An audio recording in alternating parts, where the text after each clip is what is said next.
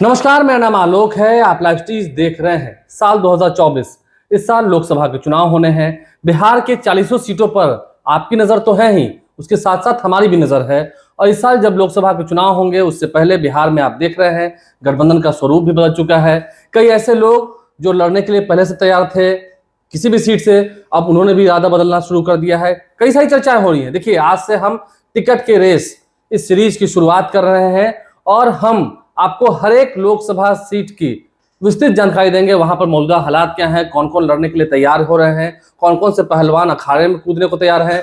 Ticket की race अब इस पूरी सीरीज की जब हम शुरुआत कर रहे हैं, हमारे साथ संजय गैंशो जी हैं। हर एक वीडियो में आप साथ होंगे और चर्चाएं होंगी जी बिल्कुल। आज हम इसकी शुरुआत कर रहे हैं, कहा जाता है मधेपुरा सीट से हम शुरू करते हैं, मधेपुरा जिला से शुरू करते हैं। रोम पोप का, मधेपुरा गोप का, ये कहा जाता है। ठीक है आलोक जी, आपने बिल्कुल सही कहा कि मधेपुरा लोकसभा क्षेत्र के बारे में कहा जाता है मधेपुरा रोम पोप का, मधेपुरा गोप का जी।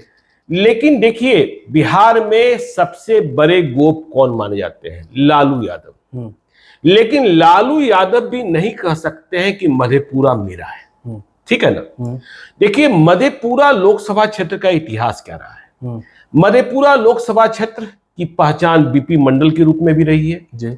मधेपुरा लोकसभा क्षेत्र की पहचान शरद यादव के रूप में भी रही है। और जब हमने कहा कि मधेपुरा ने यह दिखाया है कि लालू यादव ही सबसे बड़े गोप नहीं है, तो कैसे? लालू यादव मधेपुरा से चुनाव जीते भी हैं, मधेपुरा से चुनाव हारे भी हैं। 1998 में 1998 में लालू यादव चुनाव जीत गए थे जी। लेकिन 1999 में वे शरद यादव के हाथों चुनाव हार गए। और मुझे वो दिन याद है, मैं मधेपुरा में ही था। देखिए, चुनाव के बाद शरद यादव को लग रहा था कि सारे बूथ लूट लिए गए हैं और वे चुनाव को निरस्त काउंटरमैन करने की मांग को लेकर धरना पर बैठ गए थे। मतगणना को रोकने की मांग कर रहे थे। लेकिन चुनाव आयोग ने मतगणना कराया और लालू यादव चुनाव हार गए। तो ये 1999 में देखिए, यदि मैं आंकड़ों की बात करूं तो लालू प्रसाद यादव को 2,98,441 मत आया था, चुनाव हारे थे। और शरद यादव 3,28,761 मत लाकर चुनाव जीते थे। तो ये मधेपुरा का मिजाज रहा है। लेकिन पुरानी बातों में अब बहुत नहीं जाते हैं। देखिए, मधेपुरा की पहचान पप्पू यादव के कारण भी रही है। पप्पू यादव की एंट्री मधेपुरा में तब हुई थी जब 2004 में फिर से लालू यादव चुनाव जीत गए थे। और लालू यादव 2004 में मधेपुरा से भी चुनाव जीते और सारण छपरा से भी जीत गए, जिसके बाद वो रेल मंत्री बने थे। हाँ, तो उन्होंने मधेपुरा की सीट छोड़ दी थी। उन्हें लग गया था कि मधेपुरा परेशान करता है। और फिर वहां उपचुनाव हुए थे, तब पप्पू यादव की एंट्री हुई थी जी। तो देखिए, 2014 में 2014 में पप्पू यादव सांसद बने, जब वे सजा से बरी हुए और फिर से मैदान में आए आरजेडी के सिंबल पर। लेकिन 2019 में पप्पू यादव चुनाव हार गए। और 2019 में सिर्फ पप्पू यादव ही चुनाव नहीं हारे, शरद यादव भी चुनाव हार गए। और 2019 में जीत मिली दिनेश चंद्र यादव को, जो जेडीयू के अभी एमपी हैं, ठीक है ना, एनडीए के। हाँ, वे पहले भी सांसद रह चुके हैं खगड़िया से। तो दिनेश चंद्र यादव अभी मौजूदा सांसद हैं। देखिए, यदि हम 2019 के चुनावी नतीजे की बात करें तो दिनेश चंद्र यादव 6,24,384 मत लाकर चुनाव जीते थे। शरद यादव 3,22,807 मत लाकर चुनाव हार गए थे। पप्पू यादव, जो अपनी पार्टी के उम्मीदवार थे, जनाधिकार पार्टी के, उन्हें मात्र 96,311 मत मिले थे। देखिए, नीतीश कुमार एक बात कहते हैं कि जब भी मैं एनडीए में रहता हूं और मेरे यादव उम्मीदवार होते हैं तो वे लालू यादव के उम्मीदवार को चुनाव हरा देते हैं। तो 2019 में शरद यादव देखिए फिर से लालू यादव के साथ हुए थे, क्यों हार गए? और दिनेश चंद्र यादव क्यों जीत गए? देखिए, दिनेश चंद्र यादव को भी यादवों का मत मिला, लेकिन एकमुश्त नहीं मिला। लेकिन नीतीश कुमार का जो ईबीसी समीकरण है, अति पिछड़ी जातियों का, वह वोट इतना हो जाता है कि जीत मिल जाती है। खैर, ये पुरानी बातें हैं। लेकिन देखिए, दिनेश चंद्र यादव क्या 2024 का चुनाव फिर से लड़ेंगे? नीतीश कुमार क्या उन्हें फिर से टिकट देने जा रहे हैं? यह बड़ा सवाल मधेपुरा में मौजूद है। जब हमने मधेपुरा में ग्राउंड जीरो पर बातचीत की, यह सवाल क्यों है, यह भी जानना आवश्यक है। यह सवाल इसलिए आवश्यक है, क्योंकि दिनेश चंद्र यादव की उम्र हो चुकी है, वह 73वें साल में है, 70 + 3। उनका जन्म जो है 1 जुलाई 1951 को हुआ था। तो क्या नीतीश कुमार 73वें साल के दिनेश चंद्र यादव को टिकट देंगे?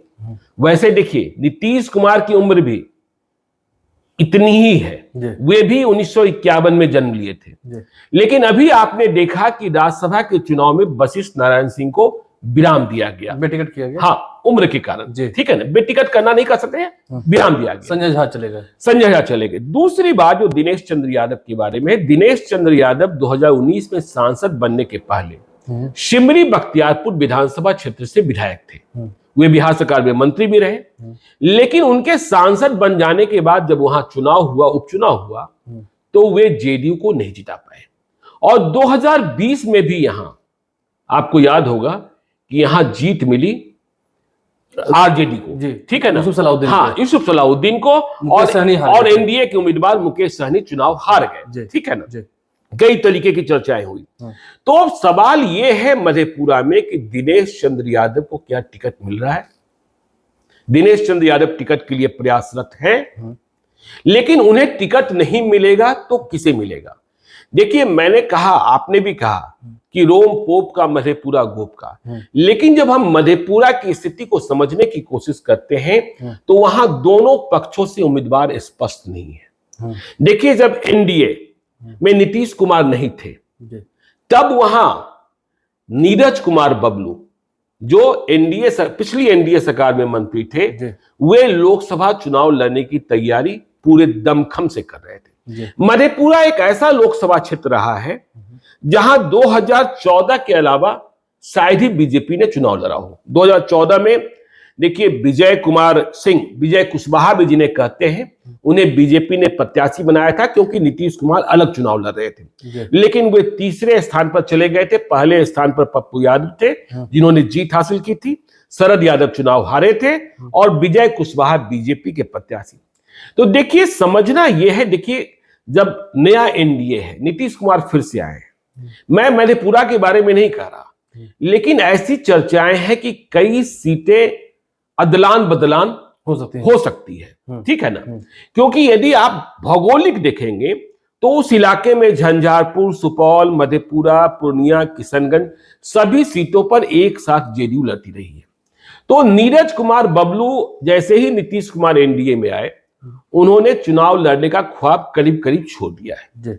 अब देखिए, यदि दिनेश चंद्र यादव पर संशय है, तो जो दूसरे बड़े पहलवान रहे हैं, मैं पार्टी की बात नहीं करता, 2019 में वे अपनी ही पार्टी से लड़े थे, पप्पू यादव, जो 2014 के सांसद थे, वे भी मधेपुरा छोड़ चुके हैं, ठीक है। तो वे 2024 का गोप नहीं बनना चाहते मधेपुरा का, वे जा चुके हैं पूर्णिया, प्रणाम पूर्णिया, और उन्होंने ऐलान कर दिया कि पूर्णिया से ही चुनाव लड़ेंगे, पूर्णिया से सांसद रहे, ठीक है। शरद यादव अब हमारे बीच है नहीं, स्वर्गवास कर चुके हैं, तो शरद यादव का भी स्थान रिक्त है। तो ऐसी स्थिति में देखिए, दोनों पक्षों में उम्मीदवार को लेकर संशय की स्थिति है। दिनेश चंद्र यादव को टिकट नहीं मिलता है, जेडीयू के पास ही सीट रहती है जिसकी संभावना अधिक है एनडीए अलायंस में, तो उम्मीदवार कौन होगा? दिनेश चंद्र यादव का एक कमजोर पक्ष सहरसा नगर निगम के चुनाव में भी देखने को मिला था, जहां वे अपने परिवार के उम्मीदवार को चुनाव नहीं जिता पाए थे। मधेपुरा लोकसभा क्षेत्र में ही सहरसा भी है। तो दिनेश चंद्र यादव नहीं तो कौन? देखिए, मैंने कहा यह परिवार बीपी मंडल फैमिली का परिवार है, तो चर्चाएं चलती रहती है। देखिए, अभी हम पहलवानों की बात कर रहे हैं, आगे आने वाले दिनों में और भी कई पहलवान सामने आएंगे। तो निखिल मंडल की चर्चा होती है, युवा चेहरा है, ठीक है, और जेडीयू में है, प्रवक्ता भी थे। प्रवक्ता का पद उन्होंने त्याग दिया था, तब ऐसा लगने लगा था कि वे पार्टी भी छोड़ सकते, बीजेपी को जा सकते हैं, हाँ, लेकिन नीतीश कुमार ने उन्हें बुलाकर मनाया था, और निखिल मंडल विधानसभा का चुनाव भी लड़े और हार गए थे। तो निखिल मंडल की दावेदारी, देखिए, मैं एक बार बार कहता हूं, एक बात को बार बार कहता हूं कि सांसद का चुनाव लड़ना विधायक के चुनाव लड़ने से ज्यादा आसान है जी, यदि आपके पास झंडा हो, सिंबल हो। विधायक का चुनाव लड़ना इससे अधिक कठिन मुखिया का चुनाव लड़ना है। ठीक है, चलिए, तो निखिल मंडल की बात हो रही है। देखिए, अब जेडीयू में और कोई उम्मीदवार अभी साफ तौर पर दिख नहीं रहा है।